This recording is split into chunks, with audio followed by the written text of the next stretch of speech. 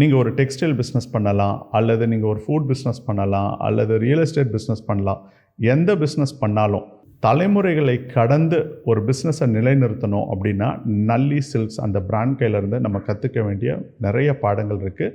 இந்த வீடியோவில் குறிப்பாக அந்த 3 பாடங்களை நம்ம பார்க்க போகிறோம். இந்த வீடியோ பார்க்குற நீங்கள் ஒரு வேளை பிஸ்னஸ்மேனாக இருக்கலாம், இல்லை பிஸ்னஸ் பண்ணலான்னு யோசிச்சுட்டு இருக்கலாம், இல்லை ஒரு கிரியேட்டராக இருக்கலாம்.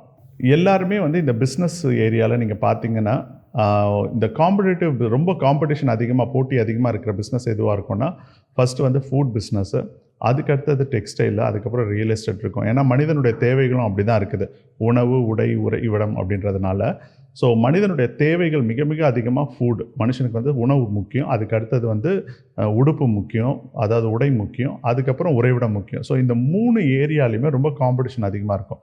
அந்த மாதிரியான ஒரு காம்படிட்டிவ் பிஸ்னஸில், அந்த மாதிரியான ஒரு பெரிய லார்ஜ் மார்க்கெட்டில் நீங்கள் ஒரு பிஸ்னஸை பண்ணிகிட்டு இருக்கும் பொழுது அதிலிருந்து சர்வை பண்ணி சக்ஸஸ்ஃபுல் ஆகிறது மட்டும் கிடையாது, தலைமுறை தாண்டி அந்த பிராண்டை நிலைநிறுத்துறது, அந்த பிஸ்னஸை உறுதிப்படுத்துறது அப்படின்றது மிகப்பெரிய சேலஞ்ச். அந்த சவாலை நல்லி சில்க்ஸ் அப்படின்ற பிராண்ட் சிறப்பாக சந்தித்து வெற்றி கொடி நாட்டியிருக்கிறாங்க.